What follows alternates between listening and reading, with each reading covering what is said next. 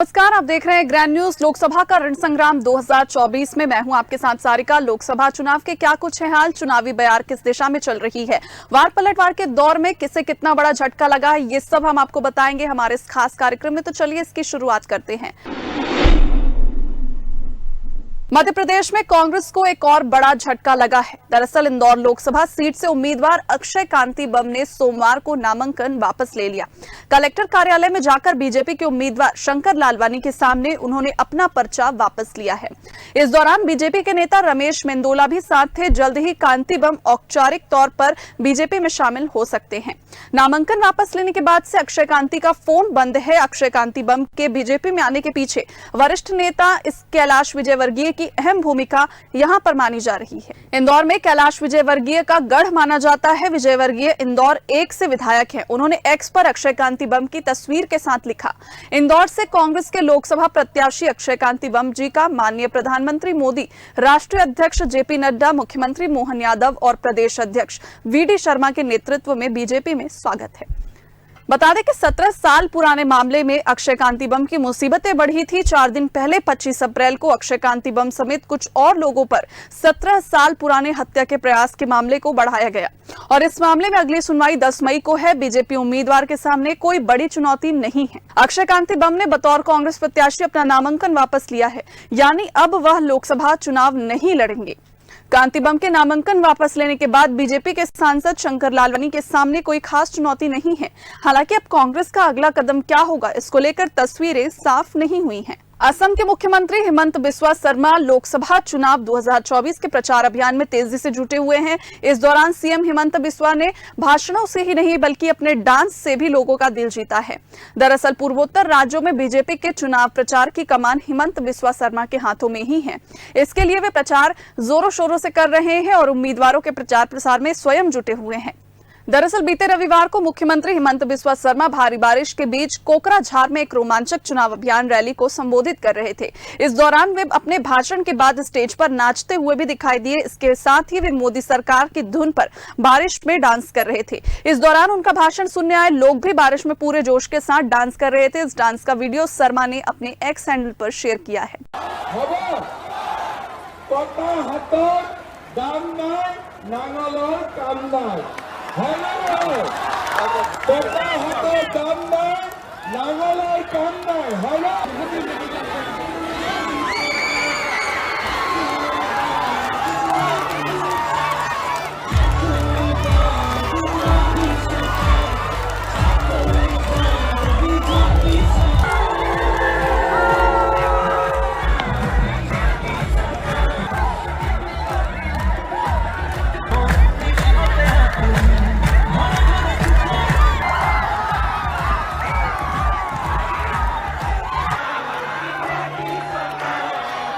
बता दें कि रैली में भारी संख्या में लोग जुटे थे। गौरतलब है कि सीएम शर्मा का प्रचार मैराथन अभी तक ये अभियान कार्यक्रम लगातार 3 जगहों पर हुआ है, जिसका समापन फकीरा ग्राम में हुआ, जहां हिमंत शर्मा ने भारी बारिश की चिंता किए बिना भीड़ के साथ डांस किया और इस दौरान पूरे मैदान में अकोऊ ए बार मोदी सरकार का नारा गूंज रहा था। इस रैली को लेकर लोगों में इतना उत्साह था कि लोग खराब मौसम के बावजूद भी हजारों की संख्या में भीड़ इकट्ठा हुई थी। बता दें कि असम में लोकसभा चुनाव के 2 चरण खत्म हो चुके हैं और अगले चरण का चुनाव 7 मई को होना है। आपको बता दें सीएम ने अपने भाषण में बोडोलैंड पीपुल्स फ्रंट पर जमकर निशाना साधा। इस दौरान उन्होंने अपनी कमियों और विफलताओं को उजागर भी किया। साथ ही बेरोजगारी और बुनियादी ढांचे की कमी जैसे मुद्दों के बारे में भी हमला बोला है। इस दौरान मुख्यमंत्री ने कई वादों की घोषणा की, जिसमें राशन कार्ड रखने वाले परिवारों को अरुणोदय लाभ का प्रावधान और 50,000 नौकरी के अवसर पैदा करने का वादा किया है। इसी के साथ कॉलेज के छात्रों को शैक्षणिक संस्थानों में नामांकित लोगों के खातों में 10,000 रुपए जमा करने की वित्तीय मदद देने का आश्वासन भी दिलाया है। नेता प्रतिपक्ष तेजस्वी यादव ने सोमवार को प्रधानमंत्री मोदी पर एक बार फिर बड़ा हमला बोला है। उन्होंने कहा कि प्रधानमंत्री मोदी झूठे प्रधानमंत्री हैं। आज तक उन्होंने बिहार को लेकर जो भी वादा किया उससे पूरा नहीं किया है। रोजगार का वादा पूरा नहीं किया, बिहार में चीनी मिल खुलेगा उसका भी वादा पूरा नहीं किया। प्रधानमंत्री और अमित शाह दोनों डरे हुए हैं, इसलिए बार बार बिहार आ रहे हैं। बीजेपी के लोग डिप्रेशन में हैं, सेकेंड फेज के बाद डिप्रेशन में है। अब देश की जनता बोल रही है कि मोदी जी जो है मुद्दे की बात करना मुश्किल है। मोदी जी हैं तो नौकरी मिलना मुश्किल है, गरीबी हटाना मुश्किल है, विकास की बात करना मुश्किल है, नौकरी मिलना मुश्किल है, बेरोजगारी मिटाना मुश्किल है। तो मोदी जी ने इतना झूठ बोला है कि अब देश की जनता जो है सह नहीं पा रही है। और मोदी जी ने वो फिर से वही बात, पढ़ाई, दवाई, कमाई, सिंचाई, रोजगार, गरीबी, किसान, महंगाई, इन पे बात नहीं करेंगे। हिंदू मुसलमान के अलावा और कुछ बात करना आता है उनको? वो केवल समाज में जहर बोना, यही उनका काम है। अब देश की जनता पहचान चुकी है। 400 का नारा भूल ना गए मोदी जी। एक बार भी अब सेकेंड फेज होते होते 400 का नारा भूल गए। हमने पहले ही बोला था 400 फिल्म का, फर्स्ट फेज में ही जो फिल्म था वो सुपर फ्लॉप हो गया। सेकेंड फेज में तो पिक्चर में फिल्म चढ़ा ही नहीं। राहुल गांधी ने भी कहा है कि प्रधानमंत्री घबराए डिप्रेशन में है पूरी भाजपा। बता दें, इस दौरान तेजस्वी यादव ने पीएम मोदी पर जमकर निशाना साधा और कहा कि महागठबंधन को पूरा समर्थन बिहार की जनता का मिल रहा है और हमने पहले भी कहा था और आज भी कह रहा हूं कि चौंकाने वाले रिजल्ट्स आएंगे। ये चुनाव बेहद ही महत्वपूर्ण है, संविधान लोकतंत्र को बचाने वाला चुनाव है। नेता प्रतिपक्ष तेजस्वी यादव ने यह दावा किया है कि छपरा लोकसभा चुनाव हम जीत रहे हैं। तेजस्वी ने कहा कि प्रधानमंत्री झूठ बोल रहे हैं। उन्होंने ये कहा है कि हम 40 सीट जीत रहे हैं, इसका मतलब है उनकी जुबान फिसल गई है। वह यह कहना चाह रहे हैं कि बिहार की 40 सीट हार रहे हैं। तेजस्वी यादव ने कहा कि झूठ बोलने वाले जोर जोर से झूठ बोलते हैं कि सच बोलने वाला घबरा जाए। हम बोल रहे हैं कि हमारे पक्ष में महागठबंधन की पक्ष में माहौल है और जनता हमें पूरा समर्थन कर रही है। 2 फेज के चुनाव में भी हम लोगों की जीत हो चुकी है। इंडिया गठबंधन की जीत का दावा है। दरअसल पीएम मोदी ने इस बार 400 पार का नारा दिया है, लेकिन 2 चरण के लोकसभा चुनाव को देखते हुए विपक्षी पार्टियों ये कहने लगी है कि ये मुमकिन नहीं है। इस बार इंडिया गठबंधन की बड़ी जीत का दावा किया जा रहा है। हालांकि जनता के मन में क्या है ये कह पाना अभी काफी मुश्किल है। उत्तर प्रदेश में लोकसभा चुनाव के बीच सबसे ज्यादा चर्चा का विषय अमेठी की सीट बनी हुई है। बता दें, इस हाई प्रोफाइल सीट पर बीजेपी ने वर्तमान सांसद और केंद्रीय मंत्री स्मृति ईरानी को उम्मीदवार बनाया है, लेकिन दूसरी ओर इंडिया गठबंधन के तहत कांग्रेस ने अब तक अपने उम्मीदवार के नाम का ऐलान नहीं किया है। यह सीट कांग्रेस और गांधी परिवार का गढ़ रही है, लेकिन बीते 2019 के चुनाव में राहुल गांधी इस सीट से हार गए थे। इस चुनाव में सोमवार को स्मृति ईरानी यानी आज नामांकन करने जा रही है।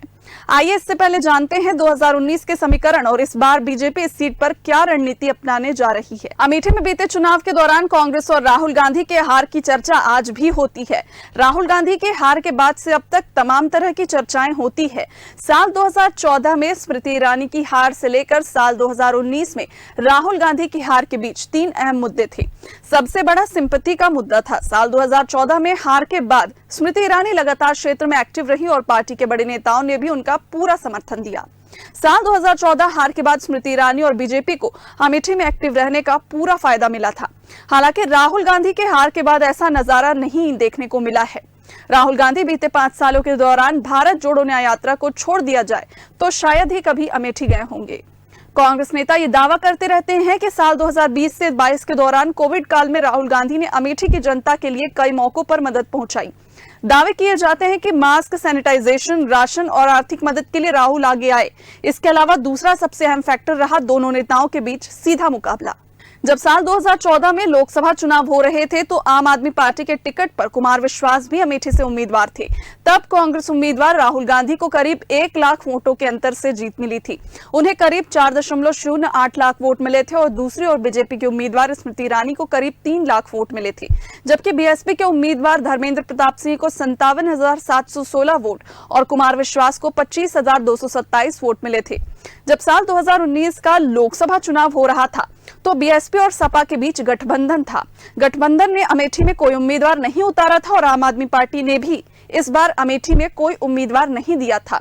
इस वजह से सीधा मुकाबला कांग्रेस और बीजेपी के बीच हुआ है। साल 2019 में हुआ था यहाँ पर सीधा मुकाबला स्मृति ईरानी और राहुल गांधी के बीच। 2019 के चुनाव में सीधी टक्कर देखने को मिली थी। तब राहुल गांधी को करीब 4 लाख वोट मिले, जबकि स्मृति ईरानी के वोटों में पिछले बार के मुकाबले ज्यादा बढ़ोतरी हुई थी और स्मृति ईरानी को इस बार करीब करीब 4.68 लाख वोट मिले और उन्होंने लगभग 55,000 वोटों के अंतर से जीत दर्ज की थी। इसके अलावा राहुल गांधी ने बीते चुनाव में अमेठी के साथ वायनाड से भी चुनाव लड़ा था।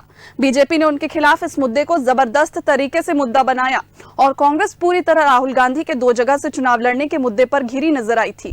राहुल गांधी के वायनाड से चुनाव लड़ने की वजह को बीजेपी ये समझने में सफल रही कि उन्हें यहां हार का डर था। अब एक बार फिर बीजेपी ने सीट पर स्मृति ईरानी को उम्मीदवार बनाया है। वह बीते कई महीने से अमेठी में डेरा डाले हुई हैं।